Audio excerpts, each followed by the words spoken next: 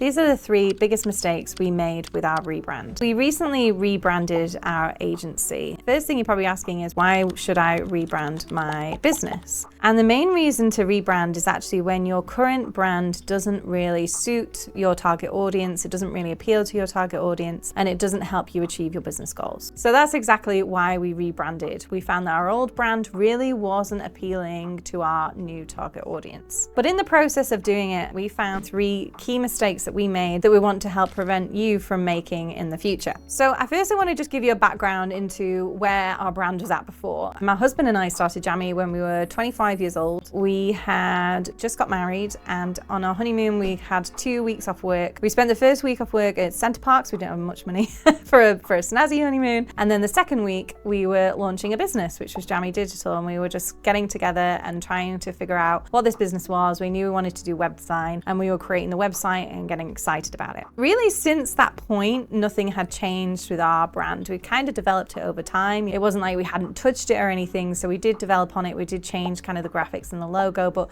very much kind of who it was as a core was pretty much then, and it was staying the same since our 25-year-old selves. And at the time, we kind of aimed at, small businesses, even freelancers. That's who we wanted to work with, and we had a membership teaching people how to build better businesses, and we also did web design for small businesses as well. It wasn't until 2 years ago that we realized that we really wanted to help sort of bigger businesses, sort of 7 or 8 figure business owners. We wanted to work with the CEOs and help them with their content marketing. We really found that we'd built our own business via content marketing. We wanted to help some other brilliant entrepreneurs do exactly the same thing. We wanted to help them use content marketing to get more leads, more sales, to become known as the experts in their industry. So our old branding that was kind of more fun and youthful and playful didn't quite fit with this new audience. We had to really think about rebranding. And in that process, as I said, we made 3 big mistakes, and here they are. The first thing we did was we didn't rebrand sooner.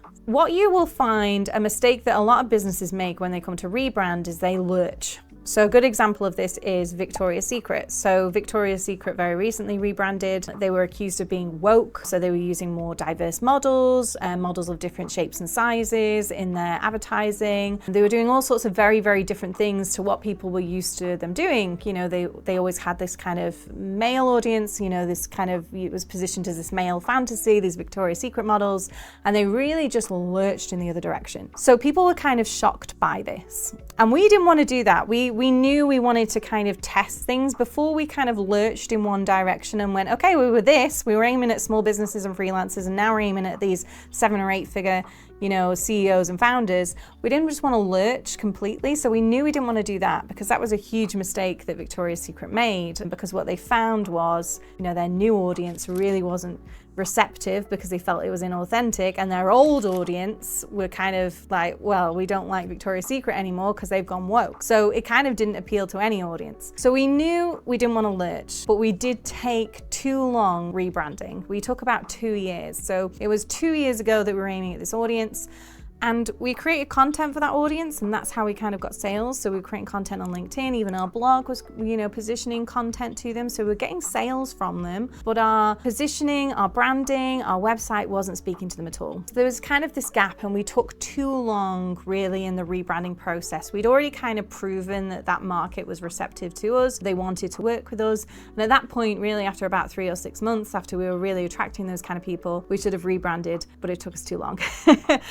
So the first thing I think I would do differently is, once I knew that market was there, that market was, willing and happy to work with us and excited about working with us, I would have rebranded sooner. The second mistake that I made was I actually forgot that a rebrand is more than just a logo. It's more than just a website. It's actually about who you are as a business and what you stand for. And I'm quite a pragmatic person. So I've always found that kind of line of, branding and talking about that kind of thing. I've always thought, well, how does that lead to, leads and sales ultimately?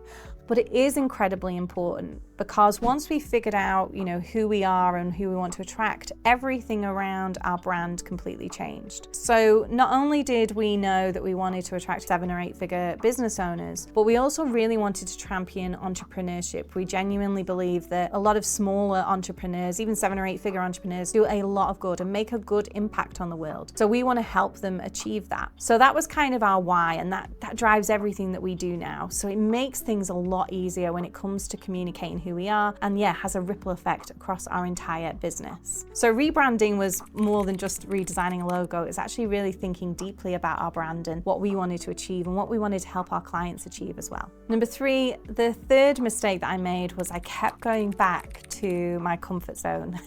And what I mean by that is that Jammy, our agency, was always incredibly playful, incredibly fun, and very informal, very kind of immature in a way. Always kind of want to go back to that. So I kept making things, when I was talking to designers, I kept wanting to make things really, really colorful and throw loads of elements at the design, do really funky things and make everything really fun. And that sounds great, but what we were really doing was growing up. So we were going from kind of like a teenager Jammy to an adult Jammy. So we wanted to position ourselves as more confident. And with confidence comes a little bit more subtlety, a little bit more white space on the page as it would be. But we wanted to come across as more confident, more grown up, still with a little bit of fun elements, but not having too much of that. So it was a really big transition for me, kind of getting used to the new brand and not being that old Jammy into new Jammy. And I would say that if you're rebranding again, you have to actually have some time to get used to who you are and how you're positioned getting out of that habit. So there you have it. Those were the 3 mistakes we made when it came to rebranding our business Jammy, and we rebranded too late. We forgot that rebranding was not just redesigning the logo, and it was very easy to go back to our comfort zone when we shouldn't have. So I would love to know if you are rebranding your business, if any of those mistakes resonated with you. Just let me know in the comments below. And if you like this video, don't forget to hit like and follow so you'll get more tips and advice on content marketing.